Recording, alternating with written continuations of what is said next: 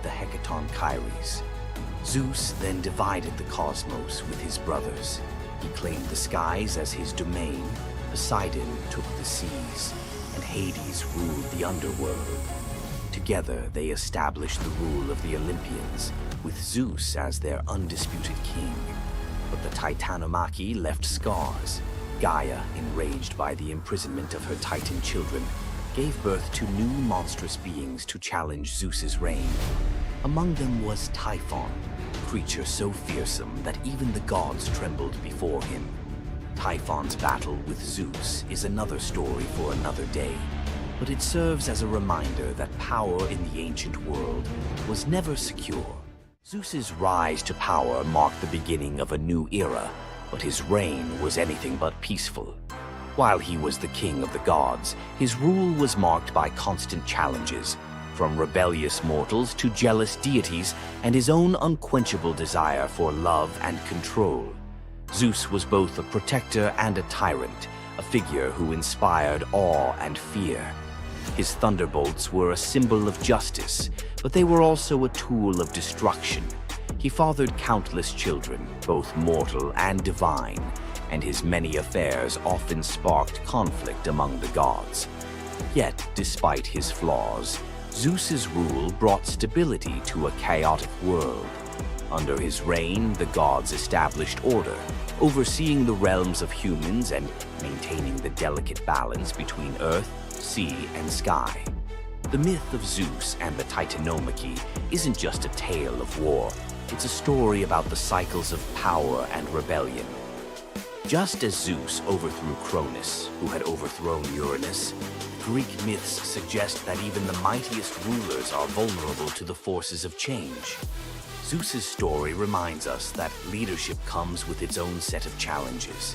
It's not just about gaining power, it's about maintaining it, often at great cost. Zeus's rise to power is one of the most thrilling tales in mythology, filled with battles, alliances, and sacrifices. But what do you think? Was Zeus a just ruler, or was he simply another tyrant destined to fall like the Titans before him? Let us know your thoughts in the comments below. Don't forget to like this video if you enjoyed this dive into Greek mythology, share it with fellow myth lovers, and subscribe to our channel for more epic tales from the ancient world. Until next time, remember, the gods may rule from above, but their stories remind us of the struggles we all face below. You thought fairy tales were magical. Think again. The real origins of these classic tales are disturbing, gruesome, and filled with horror. Many of these stories have been sanitized for modern audiences, but their original versions were filled with betrayal, curses, and brutal consequences. From Pinocchio's horrifying fate to the true story of Bluebeard, let's dive into the darker side of fairy tales that history tried to erase. Fairy tales weren't always about happily ever after. Many of them were cautionary tales, warning of real dangers, human cruelty, and supernatural horrors. 1. The original Pinocchio, a gruesome fate. Before Disney made him a lovable puppet, Carlo Collodi's original Pinocchio was a terrifying little troublemaker. Instead of learning his lesson, he was hanged from a tree by a group of bandits, left to suffocate as a punishment for his misdeeds. 2. Bluebeard, the serial killer's tale. Bluebeard was not a misunderstood nobleman. He was a full-blown serial killer. In Charles Perrault's version, Bluebeard marries multiple women and forbids them from entering one locked room. When his latest wife disobeys, she discovers the corpses of his past wives, hanging from hooks. He nearly kills her too, but she's saved at the last second by her brothers. Some believe this gruesome tale was inspired by real-life figures like Gilles de Rais, a nobleman convicted of horrific crimes. 3. The Pied Piper, a tale of mass disappearance. The Pied Piper of Hamelin was not just about a man who played music to lead away rats, he also took the children. In some versions, the town refuses to pay him for his services, so he takes revenge by luring all of their children into a cave, where they are never seen again. Historians believe this could be based on a real event, where an entire group of children from Hamelin mysteriously vanished in the Middle Ages. 4. Rumpelstiltskin, a vengeful trickster. In the original versions of Rumpelstiltskin, when the young queen guesses his name, he doesn't just leave. He flies into a rage so intense that he tears himself in half. In some versions, he stomps on the ground in fury, falling into a pit and disappearing forever. His obsession with taking the queen's child has led some to believe he wasn't just a trickster, but something far darker. 5. The Robber Bridegroom, a wedding night nightmare. This lesser-known grim tale tells the story of a young woman forced to marry a wealthy man. Suspicious of her husband-to-be, she follows him to his home, only to discover that he and his band of robbers murder and eat women. She watches in horror as they butcher a young girl, cutting her into pieces. Luckily, she escapes and exposes them, leading to their execution. 6. The Juniper Tree, a tale of cannibalism and revenge. One of the most horrifying grim fairy tales, The Juniper Tree tells of a stepmother who decapitates her stepson, cooks his body, and feeds it to his unsuspecting father. The boy's sister buries his bones under a juniper tree, and from the tree the boy returns as a vengeful spirit, transforming into a bird and dropping a millstone on his stepmother, crushing her to death. 7. The Girl Without Hands, a story of betrayal and survival. In this disturbing fairy tale, a poor man accidentally sells his daughter to the devil in exchange for wealth. When she resists the devil's temptations, her own father chops off her hands to fulfill the bargain. Eventually, she escapes, gains magical silver hands, and finds a happier fate, but not before enduring unimaginable suffering. Why were these stories so disturbing?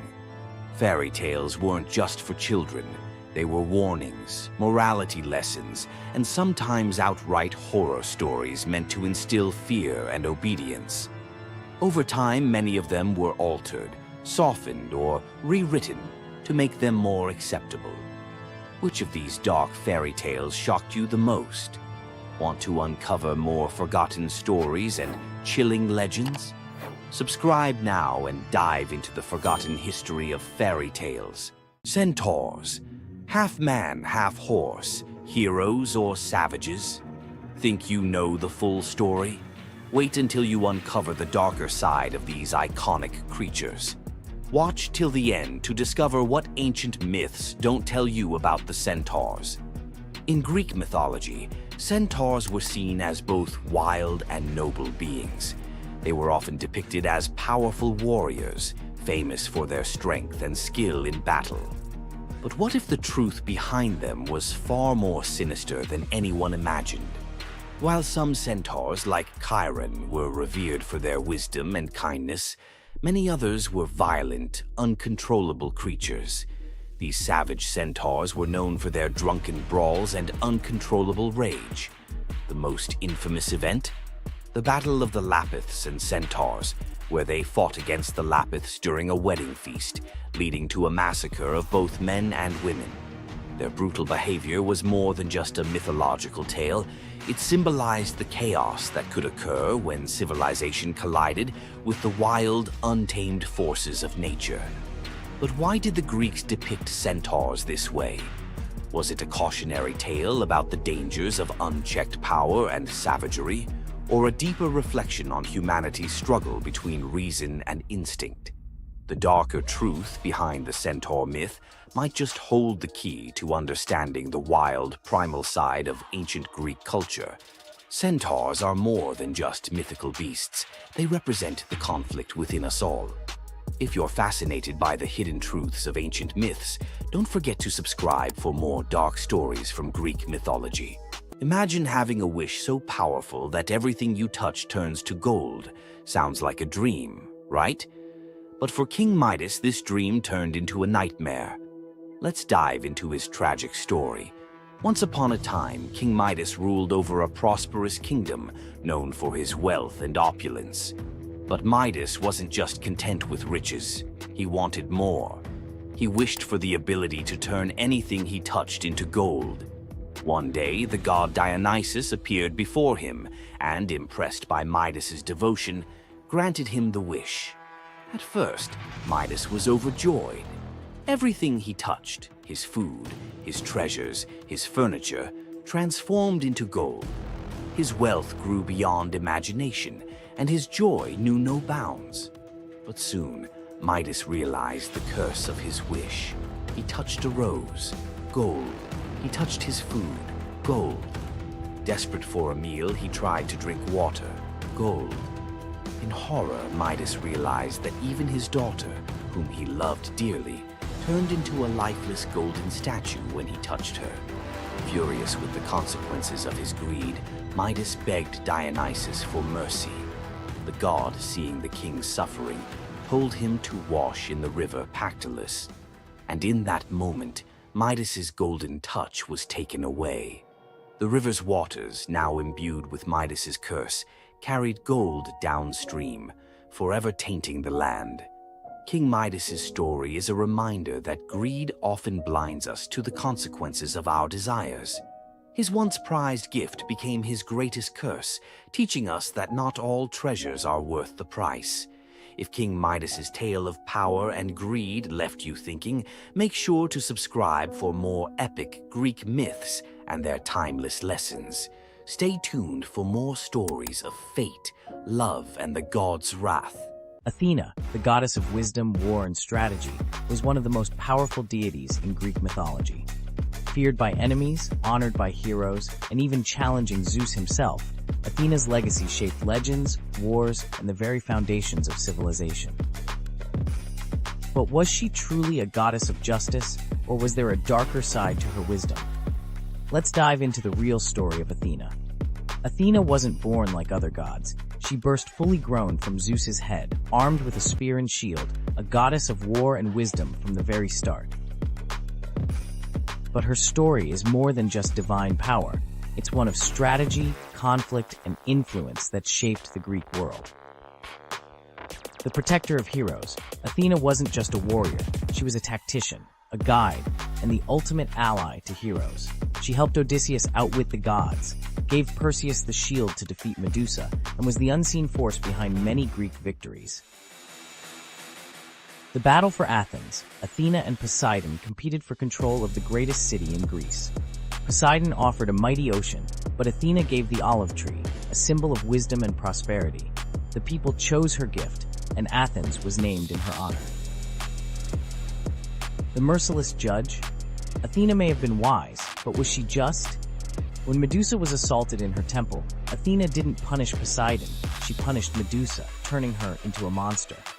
Later, she created the first court of law, showing her power wasn't just in battle, it was in justice, law, and politics. Wisdom and war, always balanced. Unlike Ares, the god of chaos and bloodshed, Athena's warfare was tactical, calculated, and precise. She was the goddess of the battlefield, but also the goddess of philosophy, craftsmanship, and knowledge, a balance between violence and intelligence. Her lasting legacy, Athena's symbols, the owl, the shield, and the olive tree, still represent wisdom, strategy, and peace today. The Parthenon, her great temple, still stands, and her influence can be seen in modern philosophy, war strategy, and even democracy itself. Athena wasn't just a goddess of wisdom. She was a warrior, a ruler, and a force that shaped civilizations. But was she truly wise, or just the ultimate strategist who always got her way? Want more deep dives into legendary gods and goddesses? Subscribe now and uncover the myths and realities of ancient deities. You've heard of a goddess whose beauty was unmatched. But what if I told you that her beauty wasn't what it seemed? In fact, her allure led to some of the darkest consequences in ancient myth. This goddess, adored by many, held the power to captivate anyone with a mere glance. She was so beautiful that her charm could sway the gods, kings, and mortals alike. But this beauty came with a deadly price. The goddess we're talking about is none other than Aphrodite, the Greek goddess of love and beauty. While she is often depicted as the epitome of grace, sensuality, and allure, her beauty was more of a curse than a gift. Aphrodite's powers extended beyond just physical beauty. Her charm was irresistible, but it came at a cost. Her very presence could bring turmoil. Many heroes and kings fell victim to their obsession with her. Take Paris, for instance. His decision to choose Aphrodite as the fairest of the goddesses set in motion the events that led to the Trojan War. His desire for her beauty caused the death of thousands and the fall of Troy. But Aphrodite's beauty didn't just destroy men, it could break gods too. The tale of her and Ares, the god of war, exemplifies this. While Aphrodite was married to Hephaestus, the god of blacksmiths, her passionate affair with Ares led to chaos among the gods. Her beauty wasn't just about attraction, it caused jealousy, betrayal, and ultimately destruction. Despite her dazzling appearance, Aphrodite was also a figure of deceit and destruction, proving that beauty, when it holds such power, can be dangerous. It's no wonder the ancient Greeks warned that appearances can be deceiving. Aphrodite's beauty may have dazzled the world, but her story teaches us that sometimes what's on the surface can mask a much darker reality. So, was Aphrodite's beauty a blessing or a curse?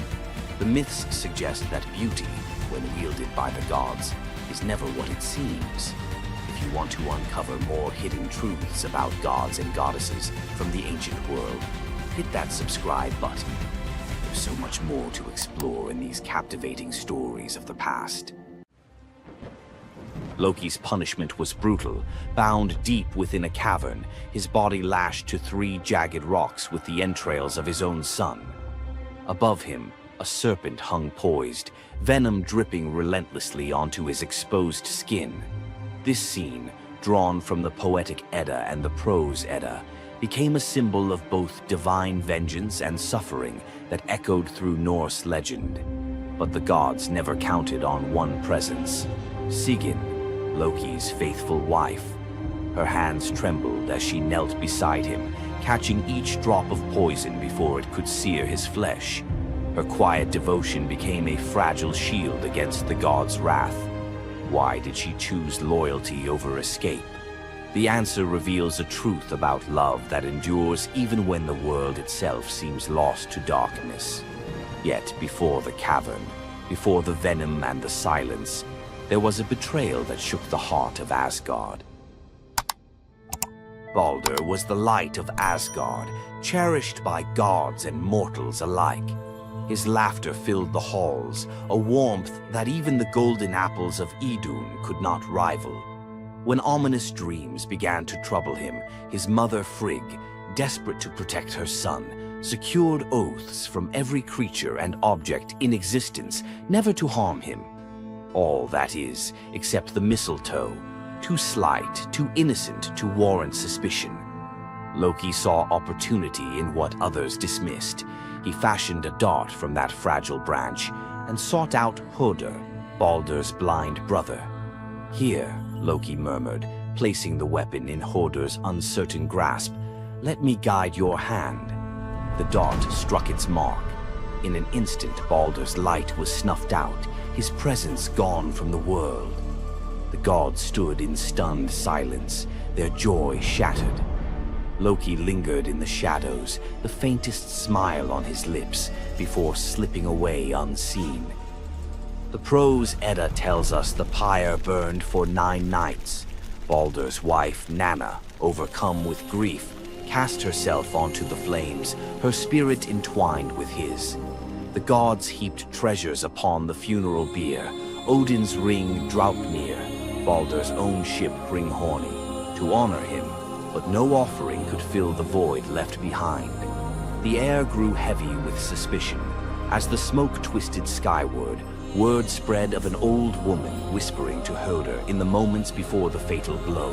When Thor forced the truth from a trembling servant, silence fell like a shroud. Loki's name was not spoken, but its weight pressed upon every heart. The gods had tolerated his mischief, his clever lies, even the theft of Sif's hair. But this was different. The poetic Edda names him plainly: Loki, the guileful who brought it about. from which all misfortune came. Odin convened the gods to pass judgment. No mead flowed, no boasts rang out. The All-Father's single eye burned cold as he named Loki Oathbreaker and Kinslayer. Weapons gleamed in restless hands. Even gentle Friar's fingers tightened around his sword. Loki understood the god's fury. He fled Asgard, his mind racing with schemes. As told in the prose Edda, he built a lodge in the mountains, doors on every side, always watching for his pursuers. Still, he could not outrun their vengeance. Odin's gaze found him, even in hiding. When the gods arrived, Loki tried to slip away, transforming into a salmon to evade capture in the river's swift current. But Thor's grip proved stronger than fate. Dragged back through the gates he once helped raise, Loki passed faces twisted with anger and betrayal. The gods' judgment was swift. The path ahead led not to mercy, but to a place where pain and silence waited in the damp and the dark. They forced Loki into the heart of the earth, a cavern where the air pressed cold and heavy, and every sound echoed off stone walls, slick with damp. Water dripped steadily from above, each drop magnifying the hush that settled over the gods as they set to their grim task. The stench of venom lingered, sharp and persistent, mingling with the iron tang of old blood. Odin's single eye caught the flicker of Skadi's movement. A silent nod passed between them, sealing what would come next. 3 massive boulders, freshly gouged with holes, stood ready. The gods had not brought chains or rope. Instead, they made Loki's punishment a reflection of his own chaos. The prose. Edda tells us they transformed one son, Vali, into a wolf who slew his brother, Nari. With the entrails of Nari turned to iron by the god's will, they bound Loki fast, wrists, neck, thighs, and ankles locked tight against the unyielding stone. As the Völuspá declares, with the guts of his ice-cold son, the killer is bound. Each knot and twist was deliberate, a reminder that his own blood now held him captive. The weight of the rocks pressed into his flesh, a constant ache that would never fade. Skadi stepped forward, her presence sharp as frost. In her hands, a serpent writhed, its fangs gleaming.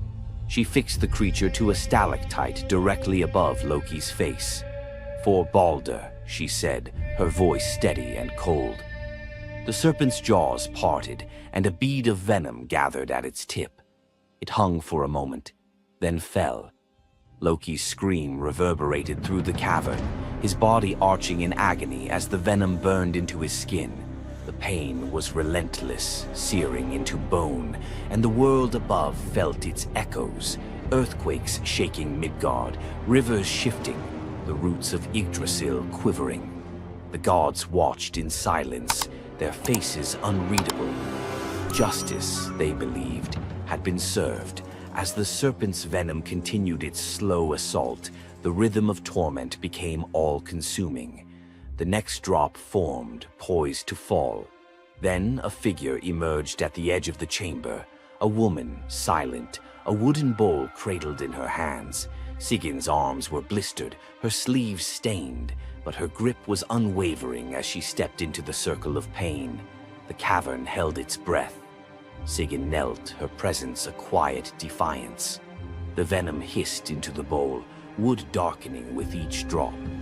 The gods turned away, their judgment complete, but the story within the cavern was only beginning. The bowl rested in Sigyn's hands, its wooden sides polished by hours of silent endurance. She knelt on the cold stone, skirts bunched beneath her, and waited for the serpent's venom to fall. The first drop struck with a hiss, a thin wisp of smoke curling up as Loki's breath caught in his throat. She kept her gaze fixed on the bowl, her resolve anchored by the rhythm of her task. Time unraveled in the cavern, marked only by the relentless cadence of the venom. Drip, catch. The liquid sizzled as it struck the wood, the heat seeping through Sigyn's calloused palms. Each shift of her grip was subtle, a quiet adjustment to keep the bowl steady as her arms ached. Above, the serpent's shadow twisted over the stone, its coils unmoving, its venom gathering in slow, deliberate drops. Loki whimpered, bracing for pain that had become his constant companion. The sound of his dread was sharper than his cries. The air hung heavy with the stench of scorched flesh and the metallic sting of poison. The darkness pressed in, broken only by the faint glimmer of Sigin's tears as they mixed with venom in the bowl, each drop a testament to her resolve. The silence between drops was punctuated by Loki's ragged breaths and the distant echo of water dripping from the cavern walls. Sigin's world narrowed to the weight in her arms and the threat above. The bowl filled, the venom rising perilously close to the rim. Sigin's muscles trembled, but she did not let her grip falter. When at last the bowl brimmed, she had no choice but to turn away. In that brief moment, as she emptied the venom onto the rocks, Loki's body convulsed, his scream raw and unrestrained. The poison ate into the stone, leaving blackened scars as Sigyn hurried to wipe the bowl clean and return to her vigil. For time beyond reckoning, Sigyn remained. The myth offers no window into her thoughts, only the image of her kneeling, unwavering as Loki's mind splintered under the weight of his agony. Was she remembering laughter in sunlit halls, or simply unable to imagine leaving him alone in the dark? The venom's rhythm never changed. The bowl would fill. Loki would suffer. Sigyn would endure. In the hush that followed each scream, a question lingered, one that neither gods nor mortals could answer. Love in the dark was never simple. While the gods turned away, Sigyn remained, her presence reshaping the meaning of Loki's punishment. His betrayals had echoed through Asgard, yet her loyalty was a force the gods never expected. The Eddas offer no window into Sigyn's thoughts, recording only her actions. Blistered hands, a steady bowl, venom caught before it could sear flesh. This silence leaves space for us to wonder. Was it love that held her there, or a deeper sense of duty, something older and more enduring than the gods' own laws? Loki, once the master of deception, now depended on the mercy of the one he had so often left in the shadows. When the bowl overflowed and Sigyn turned away, each drip crept like fire through him, twisting his features in agony. His eyes, when they met hers, flickered with both gratitude and resentment. He needed her, but the venom's torment mingled need with bitterness. Still, Sigyn returned every time, catching the next drop before it could fall. The myths do not say what passed between them in those moments, only that she stayed, her resolve unbroken. Scholars often call Sigyn the embodiment of loyalty, the ultimate symbol of spousal devotion. Yet, her sacrifice was more than an act of love. It was a quiet rebellion. By kneeling in the cavern, she defied the gods' vision of justice. Odin had crafted Loki's punishment to be absolute, to break him alone in the dark. Sigyn's refusal to abandon her husband became a shield, her presence a silent protest that denied the gods complete victory.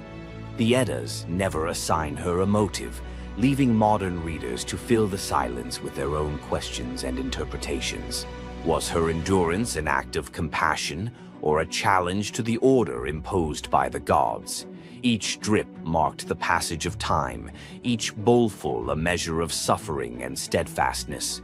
Loki's laughter, once quick and sharp, faded into broken gasps. His words, sometimes curses, sometimes pleas, found no purchase. Sigyn's hands grew raw and ruined, but she did not falter. The cycle of pain and mercy continued, unbroken. In the end, it was not just Loki who endured the gods' punishment. Sigyn's vigil transformed it, turning isolation into a shared ordeal. In the darkness, her silent defiance and unwavering love became part of the myth, a testament to the power of presence, even when the world has turned away. Sigin's vigil stands as one of Norse myth's quiet marvels, a steady presence in the shadows, her strength measured not in battle, but in endurance beside the one the gods condemned. As Loki writhed beneath the venom's relentless burn, Sigin's hands never wavered. The Eddas remember her not for words or deeds of glory, but for the silent rhythm of her care. Her story reminds us that sometimes love endures in darkness. Sigin's vigil continues until the twilight of the gods, Ragnarok, whenever that may come. Would you have stayed? If Sigin's silent strength moved you, let us know in the comments or share your favorite Norse hero below. Hor, the thunder god, woke up to find his greatest nightmare had come true. Mjolnir, his mighty hammer that could level mountains and control lightning itself, was gone. Without it, the thunder god was powerless, vulnerable, and mocked. The weapon that defined his very identity as protector of Asgard had vanished without a trace. But what happened next would humiliate him more than any defeat in battle. To get his hammer back, Thor would have to do something that went against every fiber of his warrior identity. You won't believe the disguise he ends up in. It all began on what should have been an ordinary morning in Asgard. Picture Thor reaching for the leather grip that had been at his side for countless centuries, his fingers closing around nothing but empty air. The spot where Mjolnir should rest felt cold and wrong, like a missing tooth that your tongue keeps finding. Thor's morning routine, as predictable as sunrise over Asgard's golden halls, shattered in that single moment of realization. The hammer forged by dwarven masters, the weapon that could summon lightning and level mountains, had vanished without so much as a whisper of sound. The initial shock hit Thor like a physical blow. His hand remained suspended in space, still reaching for what wasn't there. Then panic crept in, cold and relentless. He let out a blood-curdling roar of sheer rage, the whole palace trembling. Without Mjolnir, he was powerless, vulnerable, and mocked, stripped of the weapon that made him Asgard's primary defender. The enemies that prowled the borders of the Nine Realms knew about his mighty hammer. They counted on Thor's strength to keep them at bay. Now that strength was gone. Word spread through Asgard's halls faster than wildfire. The other gods gathered in emergency council, their faces grave as they grasped the full scope of the crisis. Odin's ravens had brought no news. The watchmen at the gates had seen nothing. Mjolnir had simply disappeared, as if it had never existed at all. The assembled gods understood what Thor's loss meant for their realm. Asgard stood vulnerable, its greatest protector reduced to a shadow of his former self. Loki stepped forward through the crowd of worried gods, his familiar, cunning smile playing at the corners of his mouth. He offered to investigate the theft using his shape-shifting abilities, volunteering to venture where other gods could not go undetected. The council accepted his proposal immediately, desperate for any lead in their search. Thor watched his brother prepare for the mission, knowing that Loki's success or failure would determine his own fate. Loki first borrowed Freya's magic feathered coat, allowing him to fly in falcon form to Jotunheim without raising alarms. Each dead end pushed Thor deeper into desperation. He imagined facing his enemies defenseless, their laughter echoing as they realized the thunder god carried no thunder. The trail finally led to the most dangerous territory of all, Jotunheim, the realm of the giants. Loki strode into the council chamber with the confident gait of someone who had solved a mystery, but his expression carried an ominous weight. The giant Thrym, lord of the frost giants, had openly boasted about his theft from his massive throne of ice and stone. He had buried Mjolnir 8 leagues beneath the frozen earth of his realm, thrice deeper than any giant's hall, he claimed, placing it where even Thor's strength would be useless. Thrym had what he thought was a simple demand for the Norse gods. He wanted the beautiful goddess Freya as his bride in exchange for the hammer's return. The giant had fixated on her legendary beauty and grace, convinced that possessing both Mjolnir and the goddess of love would make him the most powerful being in all the 9 realms. His arrogance knew no bounds as he described his elaborate wedding plans to Loki, speaking of golden halls and feasts that would last for weeks. Thrym believed the gods had no choice but to accept his terms. When Loki spoke to the council about Thrym's demand, the council fell silent. Freya's reaction shattered the tense quiet that followed Loki's report, causing her rage to break the Brysinger necklace, its gems scattering across the floor in glittering fragments. She declared she would rather throw herself into the deepest ocean than marry the frost giant who dared make such a demand. The gods found themselves trapped in an impossible situation. They could sacrifice one of their most beloved goddesses to a giant's lust, or they could leave Thor permanently weakened and Asgard vulnerable to every enemy that prowled the borders. The council erupted in frantic debate.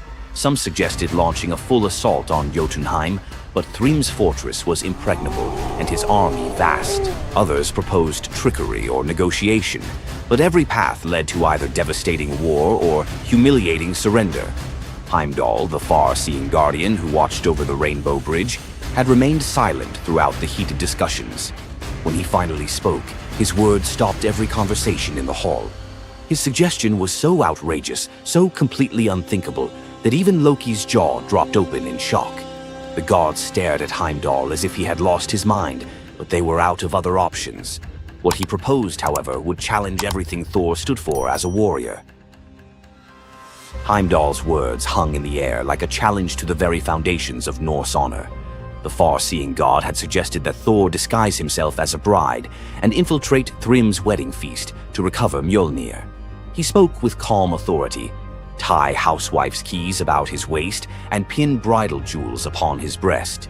The idea was so fundamentally opposed to Norse concepts of masculine honor that Thor's initial response shook the very walls of Asgard. He declared the plan preposterous and swore he would never hear the end of it if word spread that the Thunder God had dressed as a woman.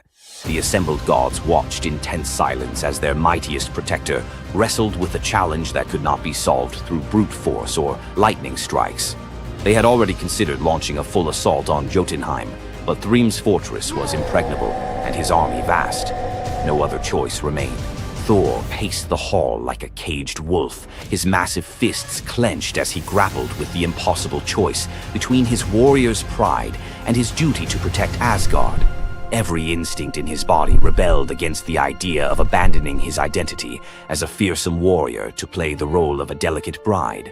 Loki stepped forward with barely contained excitement, volunteering to accompany Thor as his maidservant. The trickster god's eagerness to participate in this elaborate deception revealed his true nature. While Thor struggled with the concept, Loki was already plotting the specifics of costumes, mannerisms, and the lies they would need to maintain throughout their dangerous mission. The transformation began with layers of bridal linen draped over Thor's massive frame. Servants brought forth delicate jewelry, housewife's keys that symbolized domestic authority, and a dainty hood for his head. Finally came the precious necklace of Brysinger. Each item added to the disguise felt like another blow to Thor's warrior identity. When he finally looked at his reflection, the god of thunder saw an unconvincing bride staring back at him. Thor finally accepted the plan because no alternative existed. The unlikely pair prepared to set off for enemy territory, where their deception would face its ultimate test among giants, eager to celebrate their lord's triumph. The great hall of Thrym's fortress buzzed with excitement as giants gathered to witness their lord's marriage to the most beautiful goddess in all the 9 realms. Thor sat at the high table in his bridal disguise, surrounded by massive frost giants who raised their drinking horns in celebration. The feast spread before them displayed the giants' wealth and power. Roasted oxen filled enormous platters, fresh salmon gleamed on silver dishes, and barrels of mead stood ready to fuel the night's festivities. Thor's legendary appetite struck like a thunderbolt. He polished off an ox and ate whole salmon in moments, tearing through the meat as if he hadn't eaten in weeks. 3 measures of mead vanished as quickly as if someone had poured them into a bottomless pit. The assembled giants watched in stunned silence as the delicate bride consumed more food than most warriors could handle. Thrym's eyes narrowed with growing suspicion. This goddess ate like a battle-hardened warrior, returning from a long campaign, not like the refined Freya he expected to marry. Loki stepped forward with the smooth confidence of a master storyteller. He spun a tale about Freya's 8-day fast in eager anticipation of reaching Jotunheim and marrying the mighty Thrym. The explanation painted a picture of a lovesick goddess, so excited about her wedding that she had refused all food during her journey. The giants nodded in understanding, their suspicions melting away as they accepted this romantic explanation. Thrym felt honored by such devotion and relaxed completely, his doubts vanishing. Beneath his bridal veil, Thor's rage simmered like molten metal ready to explode. Every moment at the feast brought new challenges as he struggled to maintain feminine mannerisms while surrounded by his enemies. His massive hands shook with barely controlled fury as he watched the giants celebrate what they believed was their victory over Asgard. The critical moment finally arrived. Thrym commanded his servants to bring Mjolnir forth, the very moment Thor had trained his eyes on since dawn. The servants placed the legendary weapon before the disguised bride as part of the traditional ceremony. Thor's fingers closed around Mjolnir's familiar handle, and lightning immediately crackled through the hall. He ripped away his bridal veil and roared his true identity to the shocked giants. Thrym's eyes widened in terror as he realized the bride he had been celebrating was actually the god of thunder himself. Thor swung Mjolnir, killing Thrym instantly after crushing his skull with Mjolnir, then turned on the assembled giants, and even the pleading giantess met Mjolnir's crack before the hall fell silent. The theft that had begun with arrogance ended in complete destruction. This tale reveals how even the mightiest heroes must sometimes sacrifice their pride to protect what matters most. Back in Asgard, the Aesir never spoke of the bearded bride again, though a few still hide a smirk when Thor raises Mjolnir. And we end this story with a very valuable lesson. Never steal Thor's hammer. And if you're going to, don't make him dress like a woman.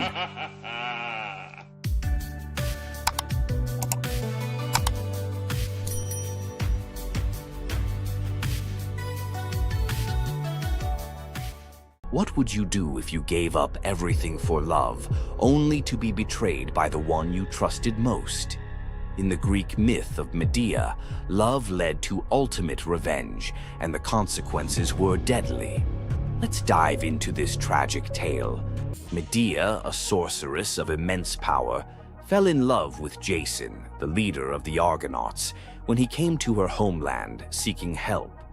Medea, who was deeply in love with him, used her magic to aid him in his quest for the Golden Fleece. She betrayed her own family, murdered her brother, and helped Jason achieve his goal, all out of love for him. Once Jason had the fleece, Medea fled with him to Greece, where they started a life together. But as time went on, Jason's love for Medea faded. He decided to marry Glauce, the daughter of Creon, the king of Corinth, in an effort to secure a more powerful position. Medea, heartbroken and furious at the betrayal, decided to exact her revenge. She used her powers to craft a poison so deadly that it would burn Glauce alive when she put on a beautiful dress that Medea had sent her as a gift. But Medea didn't stop there. In her grief and rage, she murdered her own children, Jason's children, to ensure he would suffer the most for his betrayal. The pain of losing everything she loved was unbearable, and Medea, having left nothing behind but destruction, fled to Athens, leaving Jason to wallow in his sorrow and regret. Medea's story is a tragic reminder of the destructive power of betrayal and the extreme lengths to which love can drive someone. Sometimes love is not only blind, but it can also lead to devastation and vengeance. Does Medea's vengeance leave you thinking about the darkest side of love? Subscribe for more ancient Greek myths filled with twists, power, and passion. Imagine a woman so terrifying that a single glance from her could turn anyone into stone. Medusa, a name that echoes through history as a monster, a villain, and a symbol of pure horror. But what if everything you thought you knew about her was wrong? Medusa wasn't always a monster. Her story is one of betrayal, injustice, and a curse she never deserved. She wasn't born a villain. She was made into one by the gods themselves. But even as a victim, she found a way to turn her tragedy into power. Today, we'll unravel the myth of Medusa and discover the deeper truth behind her story. From her tragic origins to her transformation into a feared Gorgon, to her epic confrontation with Perseus. This is the tale of Medusa like you've never heard it before. Long before the snakes, before the curse, Medusa was a mortal woman of extraordinary beauty. She wasn't born a monster. She was born human, the daughter of the sea gods, Phorcys and Ceto, while her sisters, Stheno and Euryale, were immortal gorgons. Medusa stood apart as the only mortal among them. But it wasn't her mortality that set her apart. It was her beauty. Medusa's golden hair, radiant complexion, and striking eyes captured the attention of everyone, even the gods.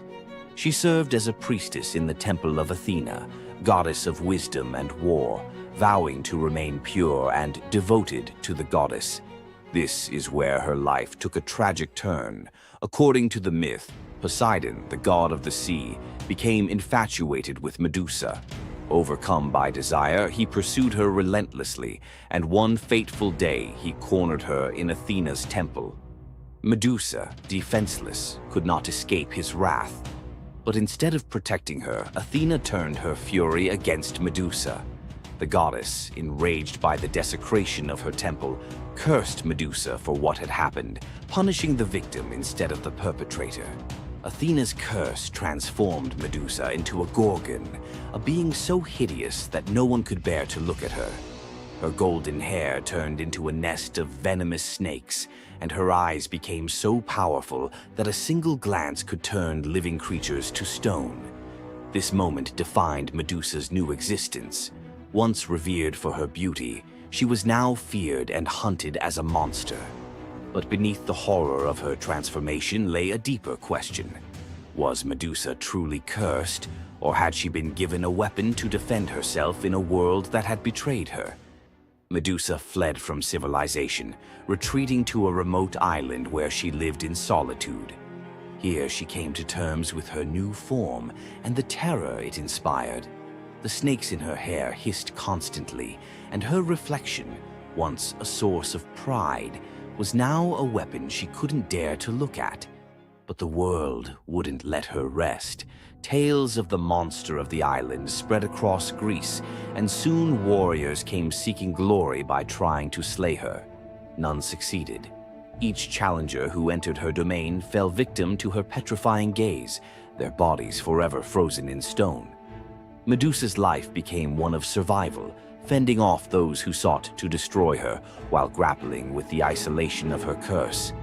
She was trapped in a cycle of violence she didn't choose, but couldn't escape. As the years passed, Medusa's story became twisted. In the eyes of mortals, she was no longer the victim of a cruel curse, but a monster to be feared. The tragic young woman was lost to legend, replaced by the image of a terrifying villain. Enter Perseus, a young demigod with a destiny to fulfill.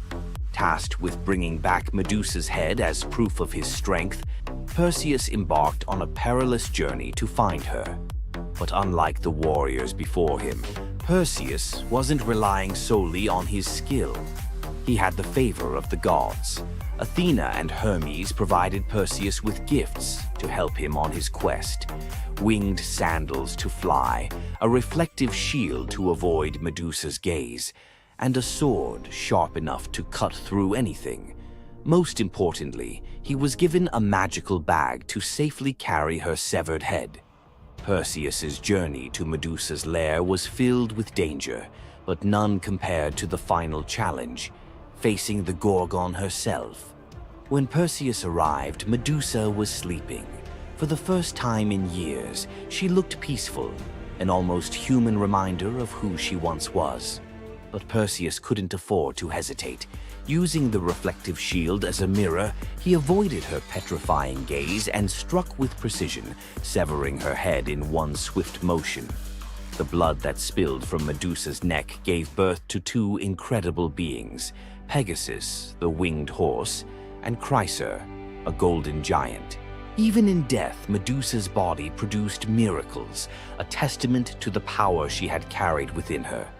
Perseus carried Medusa's severed head back to Greece, where it became both a trophy and a weapon.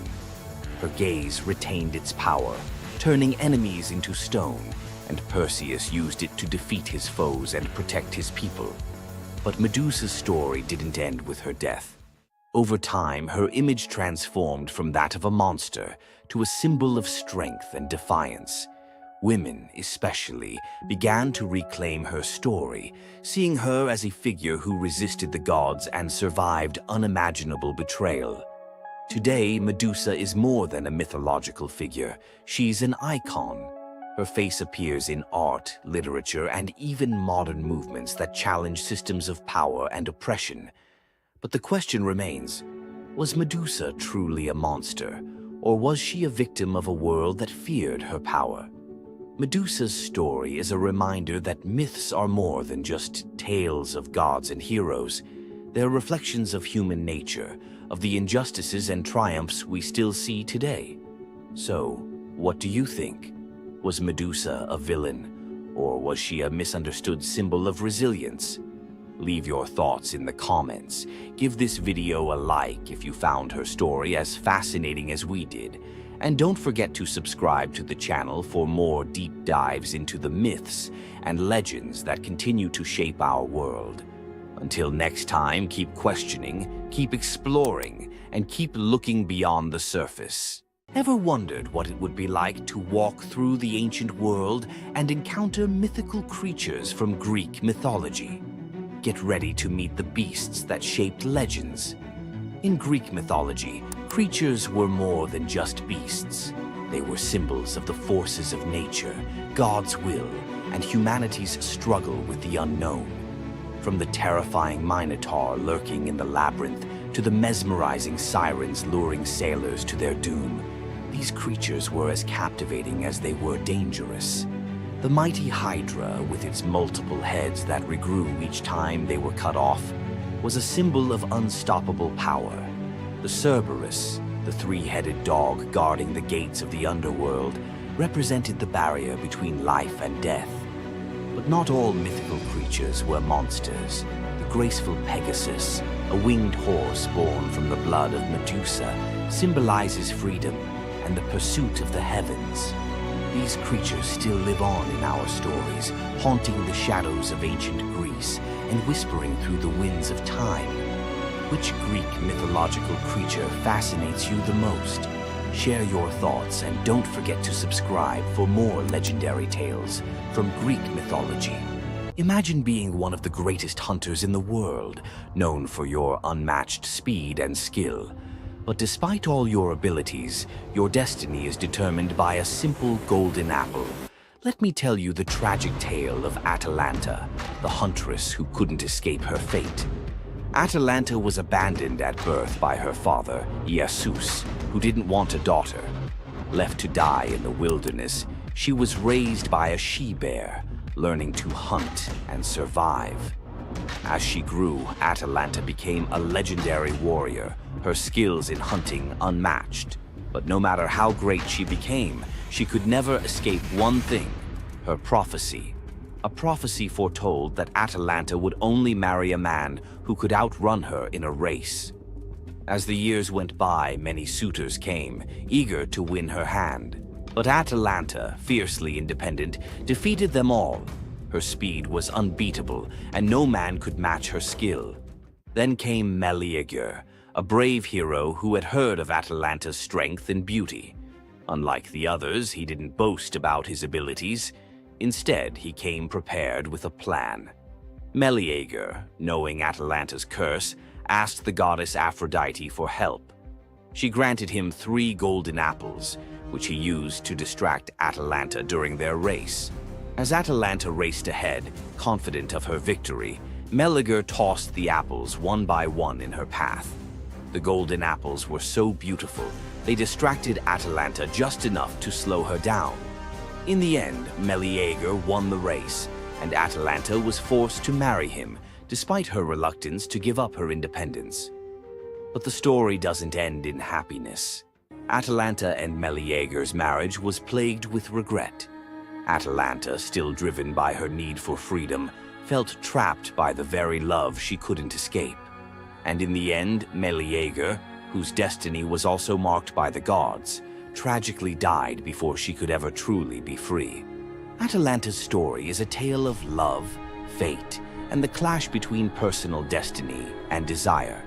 Despite her unmatched strength and independence, her fate was sealed by love, and her story remains a tragic reminder of how even the most powerful can be brought down by what they cannot control.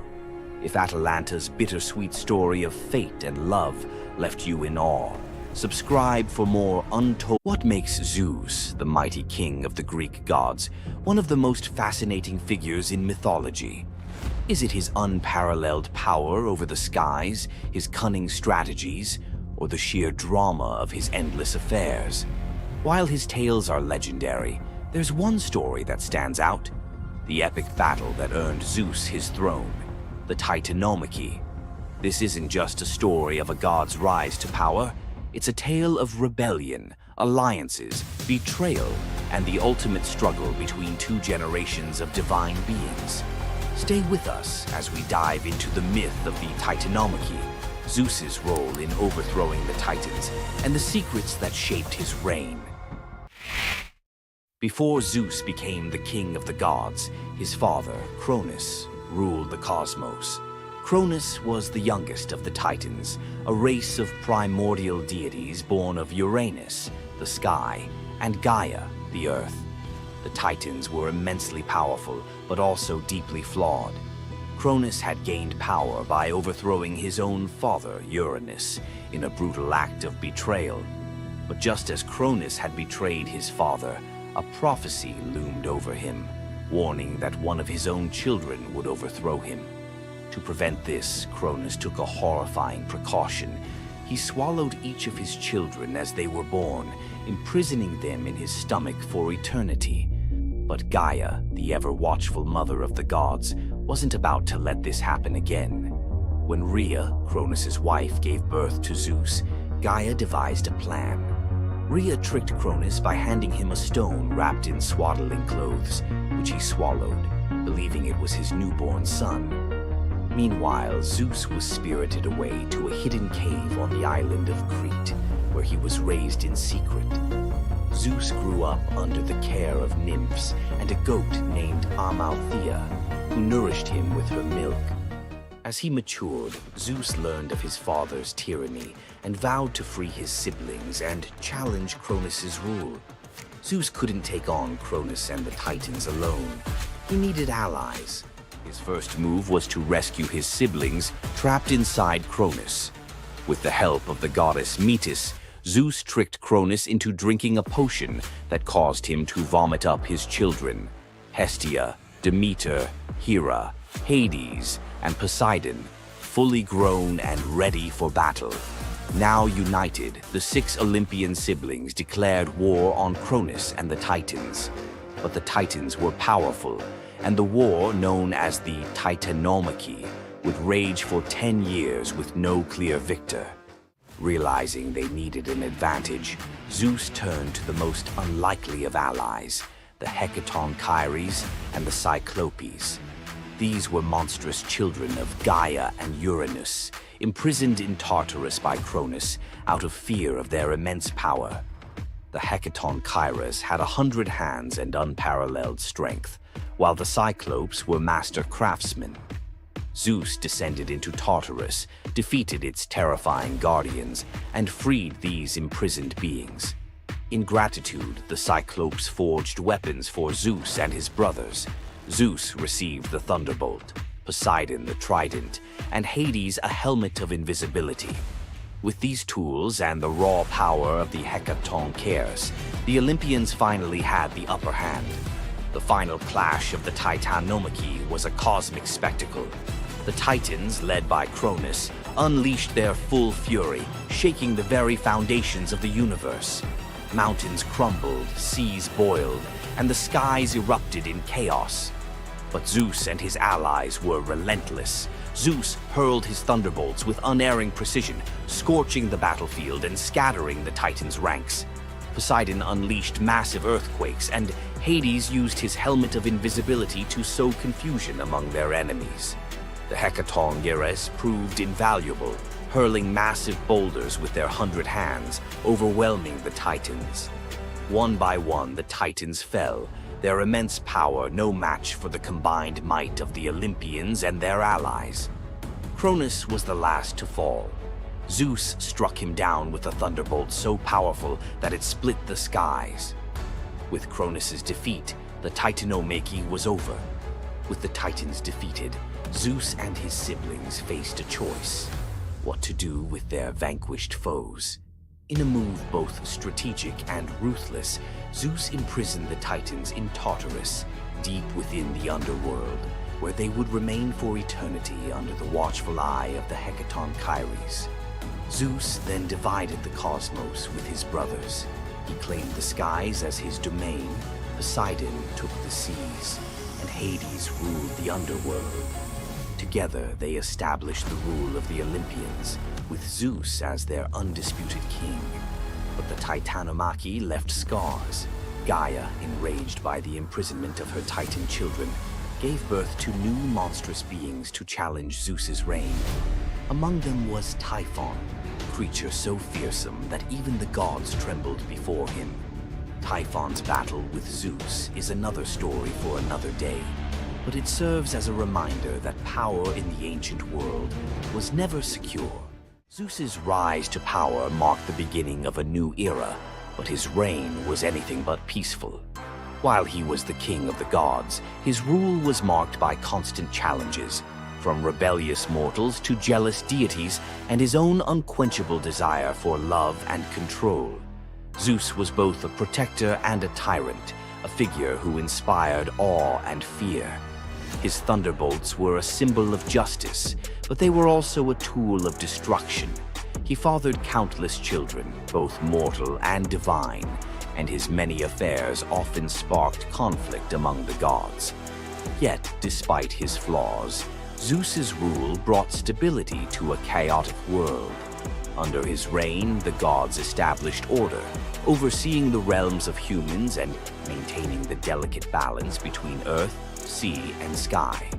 The myth of Zeus and the Titanomachy isn't just a tale of war. It's a story about the cycles of power and rebellion. Just as Zeus overthrew Cronus, who had overthrown Uranus, Greek myths suggest that even the mightiest rulers are vulnerable to the forces of change. Zeus's story reminds us that leadership comes with its own set of challenges. It's not just about gaining power, it's about maintaining it, often at great cost. Zeus's rise to power is one of the most thrilling tales in mythology, filled with battles, alliances, and sacrifices. But what do you think? Was Zeus a just ruler, or was he simply another tyrant destined to fall like the Titans before him? Let us know your thoughts in the comments below. Don't forget to like this video if you enjoyed this dive into Greek mythology, share it with fellow myth lovers, and subscribe to our channel for more epic tales from the ancient world. Until next time, remember, the gods may rule from above, but their stories remind us of the struggles we all face below. You thought fairy tales were magical. Think again. The real origins of these classic tales are disturbing, gruesome, and filled with horror. Many of these stories have been sanitized for modern audiences, but their original versions were filled with betrayal, curses, and brutal consequences. From Pinocchio's horrifying fate to the true story of Bluebeard, let's dive into the darker side of fairy tales that history tried to erase. Fairy tales weren't always about happily ever after. Many of them were cautionary tales, warning of real dangers, human cruelty, and supernatural horrors. One, the original Pinocchio, a gruesome fate. Before Disney made him a lovable puppet, Carlo Collodi's original Pinocchio was a terrifying little troublemaker. Instead of learning his lesson, he was hanged from a tree by a group of bandits, left to suffocate as a punishment for his misdeeds. 2. Bluebeard, the serial killer's tale. Bluebeard was not a misunderstood nobleman. He was a full-blown serial killer. In Charles Perrault's version, Bluebeard marries multiple women and forbids them from entering one locked room. When his latest wife disobeys, she discovers the corpses of his past wives hanging from hooks. He nearly kills her too, but she's saved at the last second by her brothers. Some believe this gruesome tale was inspired by real-life figures like Gilles de Rais, a nobleman convicted of horrific crimes. 3. The Pied Piper, a tale of mass disappearance. The Pied Piper of Hamelin was not just about a man who played music to lead away rats, he also took the children. In some versions, the town refuses to pay him for his services, so he takes revenge by luring all of their children into a cave, where they are never seen again. Historians believe this could be based on a real event, where an entire group of children from Hamelin mysteriously vanished in the Middle Ages. 4. Rumpelstiltskin, a vengeful trickster. In the original versions of